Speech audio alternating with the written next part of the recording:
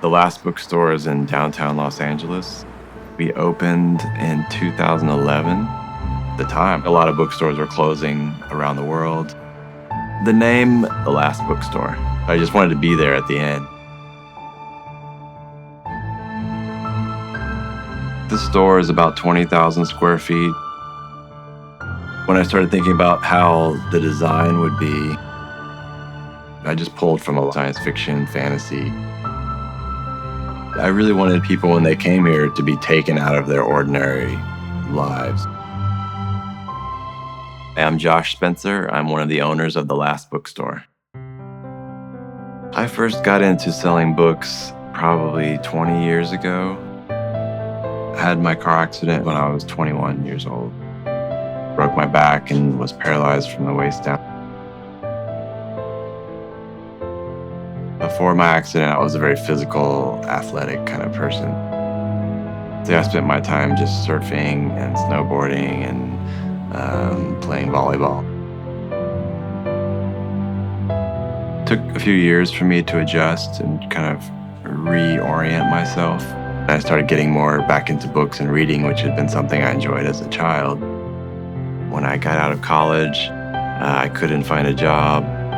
My grandmother gave me a large collection of cookbooks, maybe a couple hundred, and they sold very quickly. Then I just sold books online for another 10 years.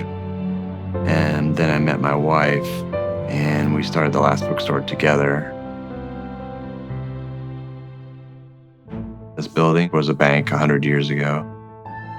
The landlord of this particular building is from Taiwan, and he gave us a really good deal because he really liked the idea that I had. As you come through the entrance, you'll see a large mammoth head. The Last Bookstore kind of ties in with that theme. It's something that's sort of extinct. On your left, you'll see the rare book and art book. We have a mural hand-drawn by pencil. There's our cash counter is old books stacked all around the counter. There's an old bank vault. And we keep old antique books in there. We also have a mural along the wall that's all paperback books that are hanging on wires. Upstairs is more like a maze. Tried to make aisles that zigzagged around and little pockets where people could get stuck in. People could really get lost up there and really explore and feel like they were alone at times.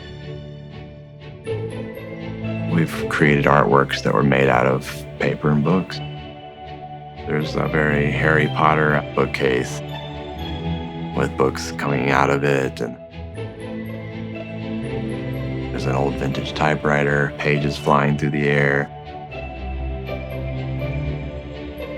We have our famous tunnel made of books. It's just a real eye-catching visual thing, the fun photo spot. We probably have somewhere around 300,000 or 400,000 books in here right now. 20% of our books are new and then 80% used. We also have probably 50,000 vinyl records or more. A lot of people sell books to us, and then we also get a lot of donations, pick up whole houses full of books, maybe 5,000 books a week.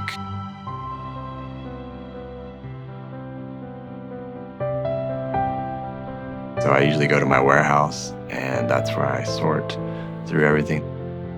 You know, kind of curating what's going to go into the store. That to me is the most fun part of. I can work for 12 or 15 hours, just not even getting tired. We have about 60 or 65 employees. It's so crowded in here on the weekends. There may be 2,000 or 3,000 people in the store at one time. Since it's Los Angeles, we get every type of person here. People from other countries, from China or Japan, people from Beverly Hills, homeless people from down the street. People are still very loyal to the physical book.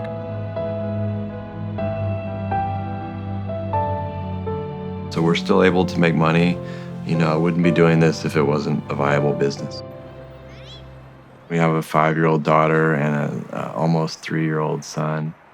My daughter's learning how to read now. I mean, we've always read to our kids. She just read her first book completely from front to back. Maybe even she'll go into the bookstore business someday. Who knows? Whatever she's going to choose to do is fine, but hopefully reading is a part of her life.